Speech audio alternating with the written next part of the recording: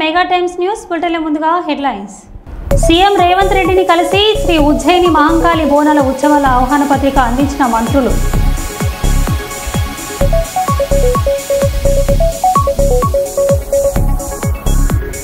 వరంగల్ ఎంజీఎంలో రోగి సిబ్బంది అటెండర్ల మధ్య వసూళ్ల వార్.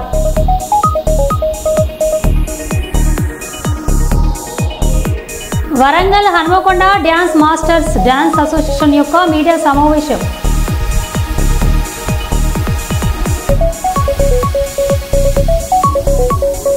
రాజాసింగ్ బీజేపీ ఎమ్మెల్యే హైదరాబాద్లో విడుదల చేసిన పత్రికా ప్రకటన.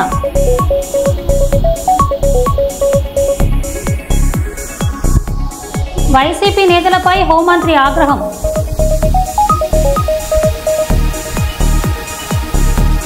ఇక వివరాల్లోకి వెళ్తే ఓర్వకల్లు మండలం పాలకొనడు గ్రామంలో వైఎస్ఆర్సీపీ కార్యకర్త నమతుల్లాహు కుమారుడి వివాహానికి ముఖ్య అతిథిగా హాజరై నూతన వధువరులను ఆశీర్వదించి శుభాకాంక్షలు తెలియజేసిన పాణ్యం మాజీ ఎమ్మెల్యే శ్రీ కాటసాని రాంభూపాల్ రెడ్డి సతీమణి శ్రీమతి కాటసాని ఉమామహేశ్వరమ్మ.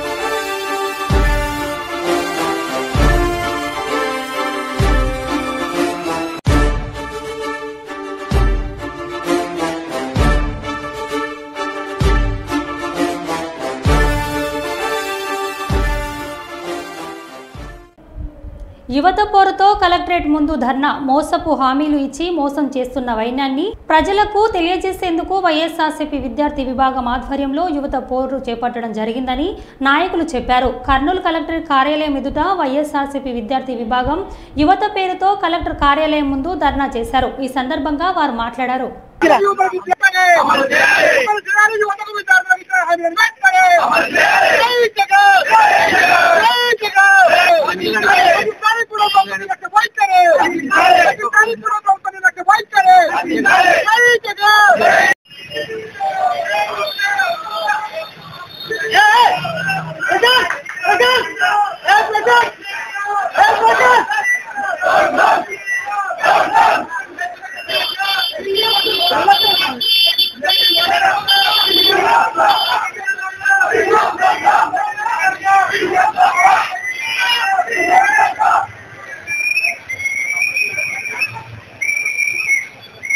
నమస్కారం. ఈరోజు మా శ్రీ మాజీ ముఖ్యమంత్రులు వైఎస్ఆర్ కాంగ్రెస్ పార్టీ అధ్యక్షులు శ్రీ జగన్మోహన్ రెడ్డి గారి ఆదేశాల ప్రకారం, అలాగే రాష్ట్ర యువజన విభాగం అధ్యక్షులు శ్రీ జక్కంపూడి రాజా గారు, వర్కింగ్ ప్రెసిడెంట్ శ్రీ బైరెడ్డి సిద్ధార్థ రెడ్డి గారి ఆదేశాల ప్రకారం ఈరోజు యువత పోరు కార్యక్రమాన్ని ఈరోజు కర్నూలు జిల్లాలో నిర్వహించి కలెక్టర్కు రెఫరెండం ఇవ్వడం జరిగింది. ఈ యువత పోరు ముఖ్య ఉద్దేశం ఏమంటే, ఈ మోసపు హామీలు ఇచ్చి ఏర్పడిన ఈ కూటమి ప్రభుత్వం మీద యువతకు మోసం చేసిన మోసాలపైన ప్రజలకు యువతకు వివరించడానికి ఈరోజు ఈ కార్యక్రమం తీసుకెళ్ళాం. యువతకు నిరుద్యోగ వృత్తి ఖచ్చితంగా చెల్లించాలని, ఫీజు రీఎంబర్స్మెంట్ చెల్లించాలని, వాటన్నిటి మీద మా పోరాటం ఆగదని ఈ మోసపూరిత ప్రభుత్వానికి తెలియజేయాలని భారీ ఎత్తున కర్నూలు జిల్లా వ్యాప్తంగా ఉన్న యువత మొత్తం వచ్చి ఈరోజు 1500-2000 మంది దాకా వచ్చి ఈ కార్యక్రమాన్ని విజయవంతం చేయడం జరిగింది. ఈ విధంగా ఈ నారా లోకేష్కి, చంద్రబాబు నాయుడుకి చెప్పడం ఏమనగా, ఇప్పటికైనా మోసపూరితమైన కుట్రల నుంచి బయటకు వచ్చి ప్రజలకు ఇచ్చిన వాగ్దానాల మీద దృష్టి పెట్టి ప్రజలకు అమలు చేయాలని కోరుకుంటూ, అలాగే ఈ డైవర్షన్ పాలిటిక్స్ నుంచి, ఈ రెడ్ బుక్ రాజ్యాంగం నుంచి బయటకు వచ్చి ప్రజలకు సేవ చేయాలని కోరుకుంటూ, ప్రశ్నించడానికి పార్టీ పెట్టిన ఈ పవన్ కళ్యాణ్ని కూడా ఈరోజు నువ్వు ఎలాగో ప్రశ్నించావు కాబట్టి రాష్ట్ర యువత తరపున వైఎస్ఆర్ యువ విభాగం తరపున ఈరోజు నిన్ను ప్రశ్నిస్తున్నాం. నువ్వు ఈ సూపర్ 6 హామీలని చంద్రబాబు నాయుడిని ప్రశ్నించి ప్రజలకు నెరవేరుస్తావా, లేదంటే నువ్వు కూడా నమ్మక ద్రోహిగా రాష్ట్ర యువతకి నిలిచిపోతావా? నీకు కొత్త ఆయన అంటే 40 years అందరికీ తెలుసు ఆయన మోసగాడని. నువ్వన్నా కళ్ళు తెరిచి ఆ మోసగాడి పక్కన మోసగాడిగా కాకుండా ప్రజలకు న్యాయం చేస్తావని కోరుకుంటూ ఈ ఉద్యమానికి సహకరించిన జిల్లా యువత కల్లా పేరు పేరున కృతజ్ఞతలు తెలుపుకుంటూ మా ఈ కార్యక్రమానికి ఇంత విజయవంతం కావడానికి మా జిల్లా అధ్యక్షుడు ఎస్వి మోహన్ రెడ్డి గారి చొరవ కూడా చాలా ముఖ్యమైనది. ఆయనకు కూడా మా జిల్లా యువత తరపున ధన్యవాదాలు తెలుసుకుంటూ, అలాగే నియోజకవర్గ ఇన్ఛార్జీలు మా జిల్లా ఇన్ఛార్జీల కల్లా పేరు పేరున ధన్యవాదాలు తెలియజేసుకుంటూ మాకు ఈ కార్యక్రమాన్ని ఇంత ప్రెస్టేజ్గా తీసుకొని సక్సెస్ చేసిన మా యువజన విభాగం అధ్యక్షులకు కూడా ఈ పేరు పేరున ధన్యవాదాలు తెలియజేసుకుంటూ సెలవు తీసుకుంటున్నాను. రాజాసింగ్ బీజేపీ ఎమ్మెల్యే హైదరాబాద్లో విడుదల చేసిన పత్రికా ప్రకటన కాళేశ్వరం ప్రాజెక్టులో జరిగిన అవినీతిపై కేంద్ర మంత్రి బండి సంజయ్ ఆధారాలతో సహా బయటపెట్టగానే బీఆర్ఎస్ నాయకులు అవకులు చవకులు పెడుతున్నారు. బండి సంజయ్పై బీఆర్ఎస్ నేతలు చేస్తున్న వ్యాఖ్యల్ని నేను ఖండిస్తున్నాను అని అన్నారు. కాళేశ్వరం ప్రాజెక్ట్ పైన మా కేంద్ర మంత్రి బండి సంజయ్ గారు ప్రూఫ్ సహా మీడియా ముఖంగా తెలంగాణ ప్రజలకి తెలియాలని బండి సంజయ్ గారు మాట్లాడినారు. కాళేశ్వరం ప్రాజెక్ట్ ఒక ఏటీఎంగా ఈ బీఆర్ఎస్ వాళ్ళు వాడుకున్నారు. దాని గురించి మా బండి సంజయ్ గారు మాట్లాడినారు. అది వాస్తవమా లేదా అది బీఆర్ఎస్ పెద్ద నాయకులు బయట పెట్టాలి. అదేవిధంగా మా బండి సంజయ్ గారు ఏమంటున్నారు, అసలు ఎవరు అయ్యా సొమ్ములాగా మీరు ఒక ఫెయిల్ కాళేశ్వరం ప్రాజెక్ట్ తీసుకొని వచ్చి దాంట్లో మొత్తం అవినీతికి మొత్తం బీఆర్ఎస్ నాయకులు పాల్గొన్నారు, మొత్తం కరప్షన్ చేసినారు. ఒకవేళ మా బండి సంజయ్ గారు తప్పు మాట్లాడినంటే మీరొక కేంద్ర గవర్నమెంట్కి ఒక లేఖ రాయండి.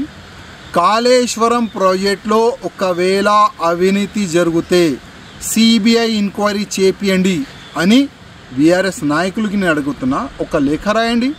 మీ కేసీఆర్ గారు అంతా అమాయకుడా సుద్దబూసా? మీ కేసీఆర్ గారు కాళేశ్వరం కాకుండా తెలంగాణలో ప్రతి ఒక్క ప్రాజెక్టులో మీ ఎంత మీరు వాటా తిన్నారు అది తెలంగాణ ప్రజల ముందు మా బండి సంజయ్ గారు అదేవిధంగా మా కేంద్ర మంత్రులు గారు కూడా చెప్తారు.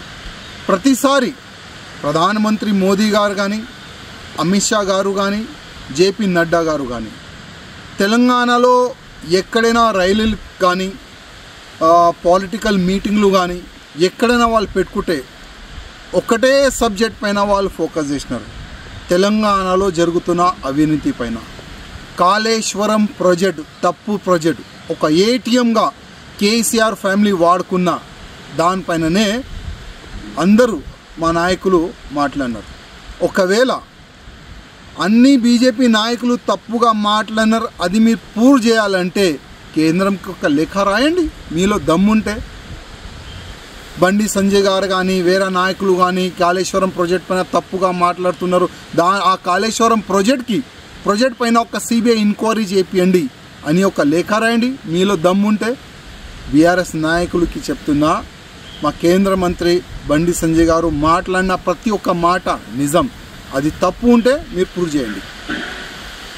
జనసంఘ్ వ్యవస్థాపకులు డాక్టర్ శ్యామ ప్రసాద్ ముఖర్జీ గారి వర్ధంతి సందర్భంగా బాలిదన్ దివాస్ను పురస్కరించుకొని బీజేపీ మంచిర్యాల జిల్లా కార్యాలయంలో జిల్లా అధ్యక్షులు నగడూరి వెంకటేశ్వర్ గౌడ్ ఆధ్వర్యంలో బీజేపీ నాయకులు మరియు కార్యకర్తలు శ్యామ ప్రసాద్ ముఖర్జీ గారి చిత్రపటానికి పూలమాలలు వేసి నివాళులర్పించడం జరిగింది.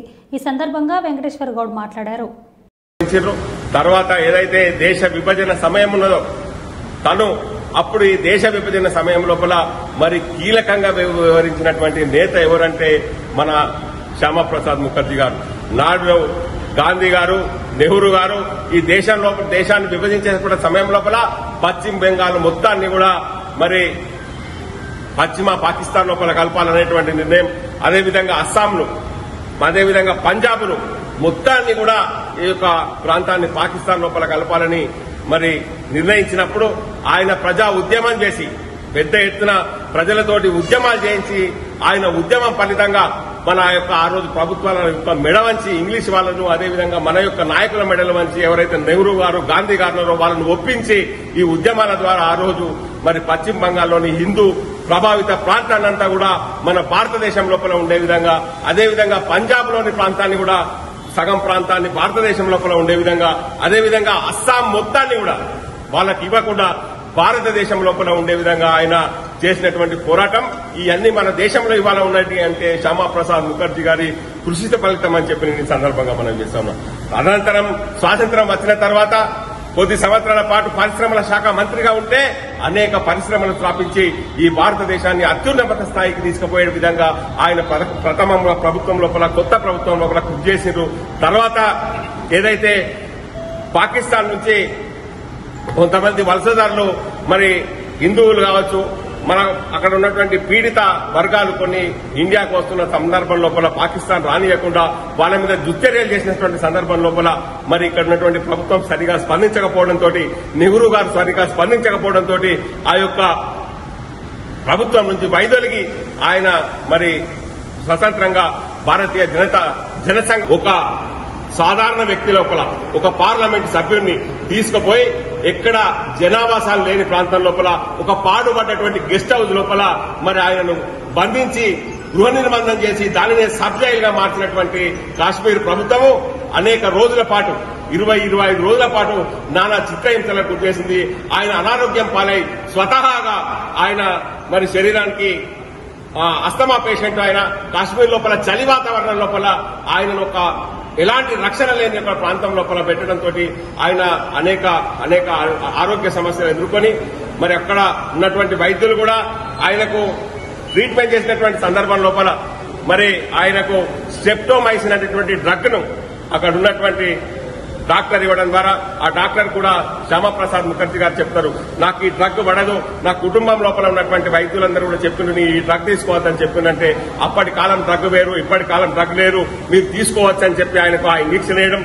అదేవిధంగా తర్వాత ఆయనకు పెయిన్ కిల్లర్ గా ఒక తెల్లటి పొడి ఆ రోజు అక్కడ ఉన్నటువంటి వైద్యులు అందజేయడం, ఆ పొడిని ఆయన తీసుకోవడం, ఆ పొడులతోటి ఆయన ఆరోగ్యము మరింత క్షీణించడం జరిగింది.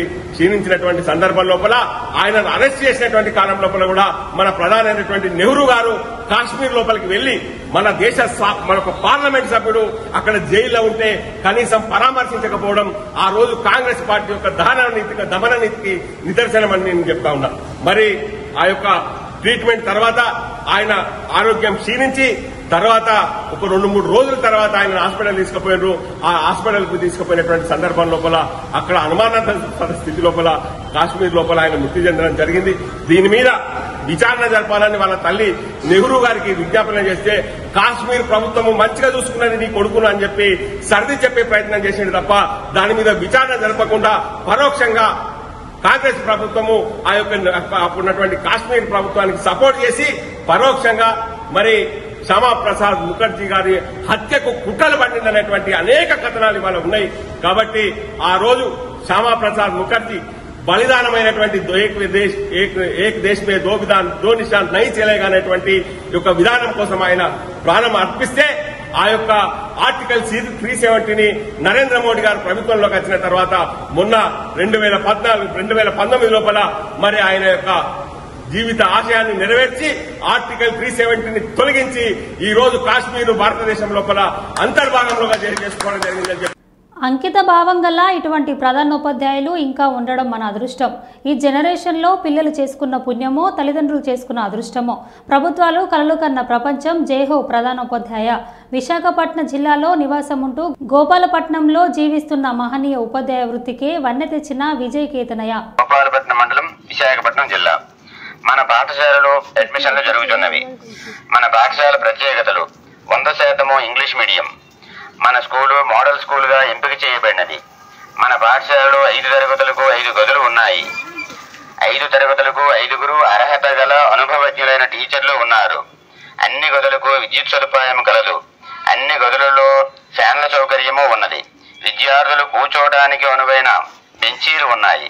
మన పాఠశాలలో విశాలమైన ఆట స్థలము, ఆడుకోవడానికి ఆట వస్తువులు ఉన్నాయి. పరిశుభ్రమైన వాతావరణంలో వంటగది, భోజనశాల ఉన్నాయి. విద్యార్థులకు పరిశుభ్రమైన టాయిలెట్లు, రన్నింగ్ వాటర్ సదుపాయము ఉంది. టాయిలెట్ల క్లీనింగ్ ఆయా ఉంది. విద్యార్థులు తాగడానికి స్వచ్ఛమైన ఆర్ఓ వాటర్ సదుపాయం కూడా ఉంది. మన పాఠశాలలో ఆటల పోటీలు నిర్వహిస్తున్నాము. నైతిక విలువలతో కూడిన విద్యను బోధించడం జరుగుతుంది. విద్యార్థులకు పాఠశాలలో పుట్టిన తేదీలు కూడా నిర్వహించడం జరుగుతుంది. చదువులో వెనుకబడిన విద్యార్థులకు ప్రత్యేక తరగతులు నిర్వహించబడుతుంది. మన పాఠశాల పూర్తిగా ఇంగ్లీష్ మీడియంలో మార్చబడింది. విద్యార్థుల ప్రగతిని ఎప్పటికప్పుడు వాట్సాప్ గ్రూపులో పేరెంట్స్కు తెలియజేయబడుతుంది. ప్రతి నెల తల్లిదండ్రుల సమావేశము, 2 నెలలకు ఒకసారి పేరెంట్ కమిటీ సమావేశము నిర్వహించడం జరుగుతుంది. మన పాఠశాలలో ఎటువంటి ఫీజులు లేవు. విద్య నేర్చుకునే అవకాశం పూర్తిగా ఉచితం. ప్రతి గురువారము విద్యార్థులకు రక్తహీనత రాకుండా IFA టాబ్లెట్లు ఇవ్వడం జరుగుతుంది. సంవత్సరానికి 2 సార్లు డీవార్మింగ్ టాబ్లెట్లు, ఆల్బెండజోల్ టాబ్లెట్లు ఇవ్వడం జరుగుతుంది. ప్రతి నెల డాక్టర్లచే విద్యార్థులకు వైద్య పరీక్షలు నిర్వహించడం జరుగుతుంది. ప్రత్యేక అవసరాలు గల పిల్లలు అనగా చూపు తక్కువ గల వారికి, మాటలు బాగా రాని వారికి, సరిగా నడవలేని వారికి, మానసికంగా వెనుకబడిన వారికి భవితా సెంటర్ను ఏర్పాటు చేయడం అనేది. మన స్కూలుకు రండి, విద్యార్థుల ప్రగతిని పరిశీలించండి, మీ పిల్లలను మన బడిలో చేర్చండి, మన పాఠశాల అభివృద్ధికి సహకరించండి. షాద్ నగర్లో సూత్రధారి ఎవరు? ఆడ దొరికితే దబిడిదిబిడే. ఫోన్ ట్రాపింగ్ విషయంలో నేతలు సీరియస్. భార్యాభర్తల సంభాషణలు కూడా వింటారా? కింది స్థాయి నేతలను కూడా వదలనే వైనం. సూత్రధారులు షాద్ నగర్లోనే ఉన్నారా? ఫోన్ ట్రాపింగ్లపై ఎన్నెన్నో అనుమానాలు. ఇప్పటికే ఎంపీడీకే అరుణ, ఎమ్మెల్యే వీర్లపల్లి శంకర్ తదితరుల స్పందన. బీఆర్ఎస్ ప్రభుత్వం అధికారంలో ఉన్నట్టు కూడా మాట్లాడుతుంది. మా ఫోన్లన్నీ ట్యాప్ అవుతున్నాయి. ఈ ఫోన్ ట్యాపింగ్ కేసు విషయంలో ఎప్పుడైతే ఈ రాష్ట్రంలో కొత్త ప్రభుత్వం ఏర్పాటైందో ఫోన్ ట్యాపింగ్ విషయంలో అనేక కేసులు నమోదైనాయో ఇమ్మీడియట్గా ఈ కేసులు ఏదైతే ఉందో సిబిఐకి అప్పగించాలి. సిబిఐకి అప్పగించి విచారణ చేపట్టాలి. దీంట్లో బాధ్యులైన వారిని అందరినీ కూడా తగినటువంటి విధంగా చర్యలు తీసుకోవాలి ఈ కేసు విషయంలో. ఎందుకంటే ఒకరి ప్రైవసీని కంప్లీట్గా ఒకరు హరించడం అనేది చాలా దుర్మార్గం.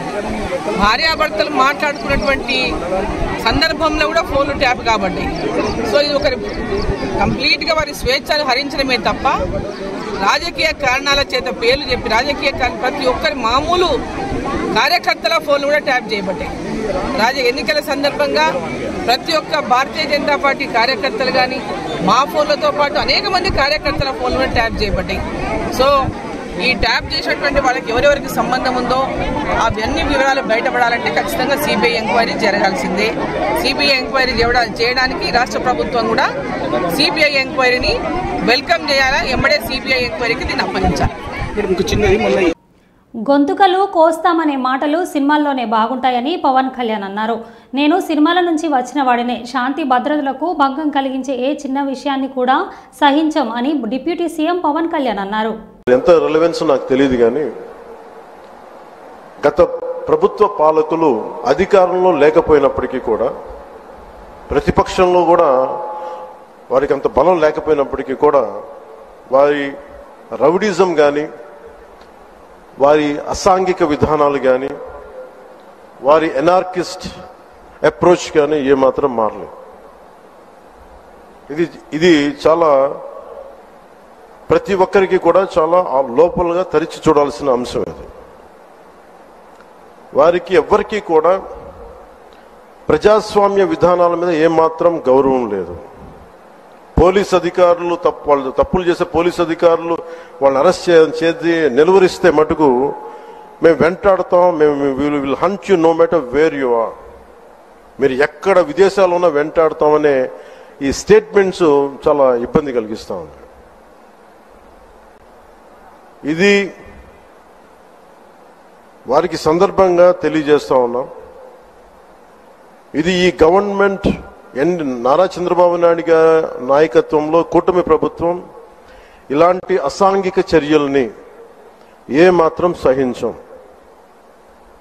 ముఖ్యంగా ఆడపిల్లల భద్రత ఈ రాష్ట్రానికి చాలా కీలకమైంది.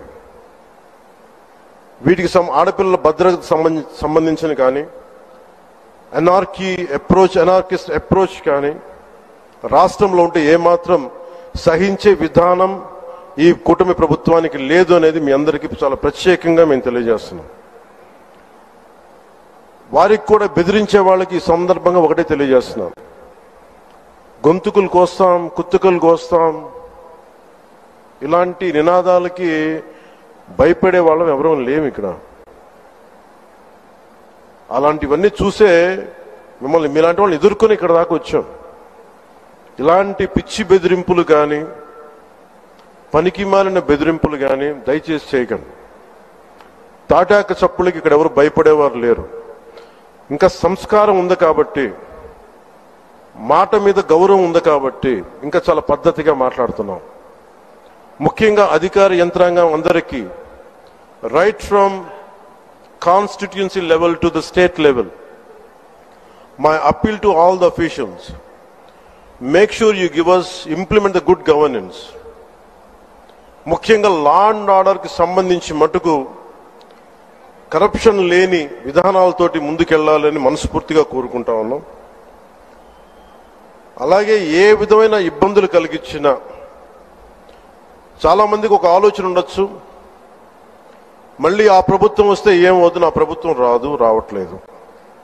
ఇది ఎందుకు చెప్తున్నానంటే, ఇది I want to give you confidence, I want to empower you.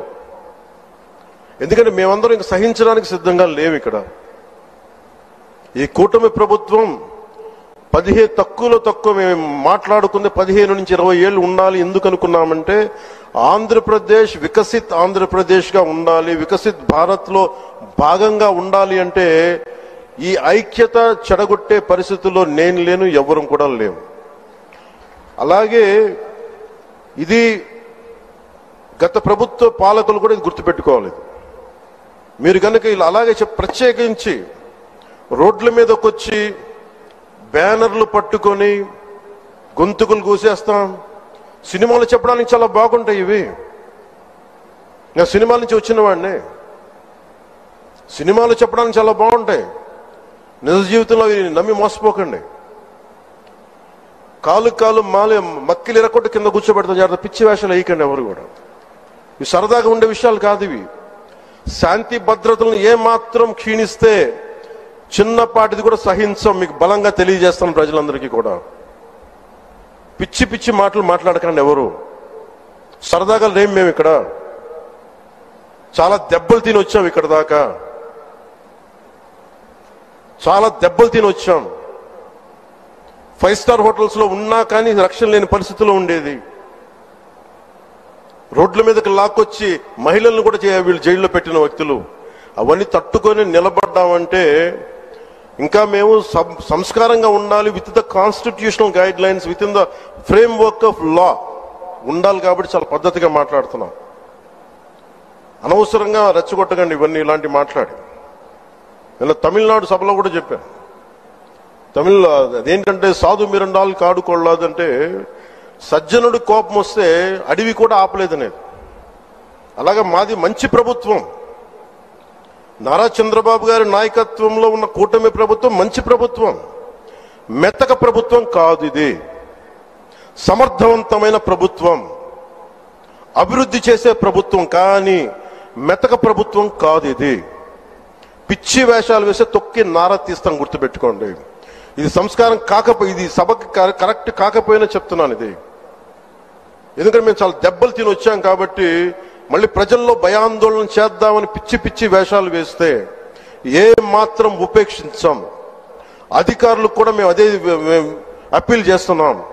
మీరు దయచేసి any anti constitutional, any anti government, please kindly take care and make sure you implement the law. Make sure it should be within the legal framework. Thank you. Jai Hind, Jai Bharat. Iran పై Israel చేస్తున్న దాడిని వ్యతిరేకిస్తూ నిరసన. పాలస్తీనా హక్కులకు మద్దతు ఇవ్వండి, వామపక్ష నేతల పిలుపు. ఇరాన్ పై అమెరికా అండతో ఇజ్రాయెల్ చేస్తున్న దాడిని వ్యతిరేకిస్తూ జిల్లా వామపక్ష పార్టీల ఆధ్వర్యంలో భాగంగా గోదావరిఖని చౌరస్తా నిరసన కార్యక్రమాన్ని చేపట్టడం జరిగింది. ఈ నిరసన కార్యక్రమాన్ని నిర్దేశించి ఐఎఫ్టియు తెలంగాణ రాష్ట్ర అధ్యక్షులు ఐ కృష్ణ మాట్లాడారు.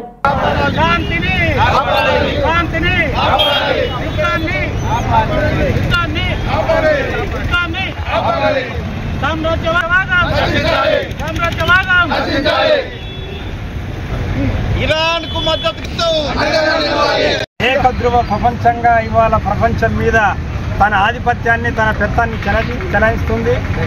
ఇవాళ గత 2 సంవత్సరాల నుంచి పాలస్తీనాపై ఏదైతే ఇజ్రాయెల్ దురాక్రమణ చేస్తూ అక్కడ ఉన్నటువంటి సంపద మొత్తాన్ని ధ్వంసం చేస్తూ చిన్నపిల్లల్ని సైతం కూడా హననం చేస్తూ ఇవాళ మరణ హోమాన్ని సృష్టిస్తున్నటువంటి విషయం ప్రపంచ ప్రజలందరూ కూడా చూస్తున్నారు.